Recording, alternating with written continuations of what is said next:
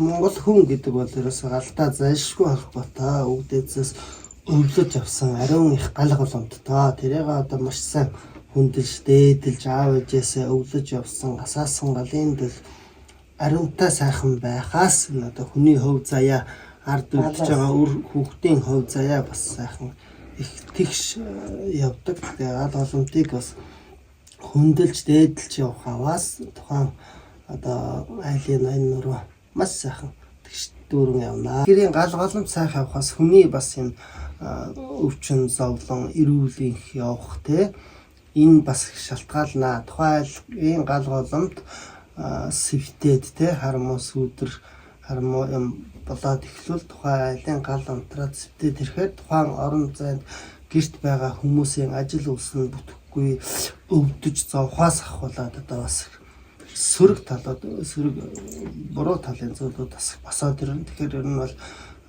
гал голомт гэдэг одоо хүний хувьд бол маш дээдэлж авч явах юм бас хөв зээний бас нэг юм сайхан үйл зан үйл байна.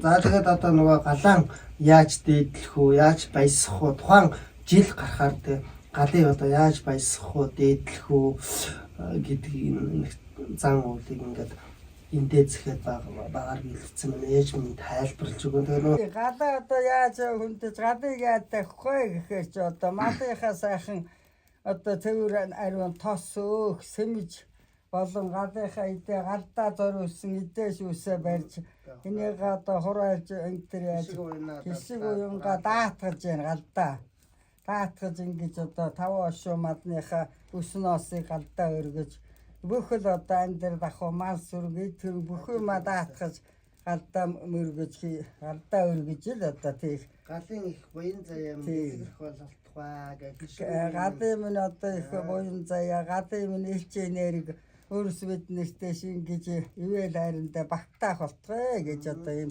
сэтгэлдээ хувийнхаа сайхан өрөөл сайхан бодлоо тий эдэг бүтэн өөр хөвт бүхэл юм даатгаж галаа ингэж мандуулж галаа бадрааж толгох гэрт энэ толгой гэр чинь эрдэм та холцоо тий бүхэл юм гэхээр бүхэл юм орж байгаа юм тий тэгээд ингээд одоо та байр сууцнд байгаа өрсөд нь заавал нэг юу гэхгүй өөртөө таарсан хөөрхөн тулгнууд байгаа тэрний гаруу арцгангаараа ингээд энэ гэр орноо хариусгаад гал мадаа ингээд жижиг мод зороод ингээд галаа мандуулчихж болно. Тий.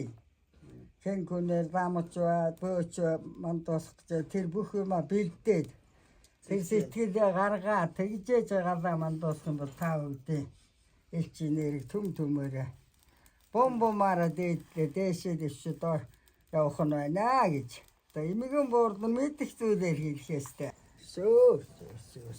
идэ ботоогоор хураал эд баялаг аль зомог ажил үйлс тэрийг за ичтэй улаан галмнэ энэ өрөөгийн минь харж ман чайраа багтаад ич чайраа вэж байх вэ шөө гал голомтон дээрээ дуулнаа. За тэгээд олзуудтай гал голомттой гандаран дуудандаа ингээд хураа. Гэрийнхэн одоо өргөө гэрийнхэн гал голомтон дээр ингэж ол зомгоо дууддаг бахнаа. Аваа ашуу мад юм хэсэг үеийн дүүрэн ориглон унтрах болтгоо. Ах зөөлөн зоохгүй. Хандуусууд нэрүүлэх саруу сайхан галшгаа ичтэй байх болтгоо. Хураа. Ажил үйлс алтан бүх юм тэхэс дүүрэн байгээ.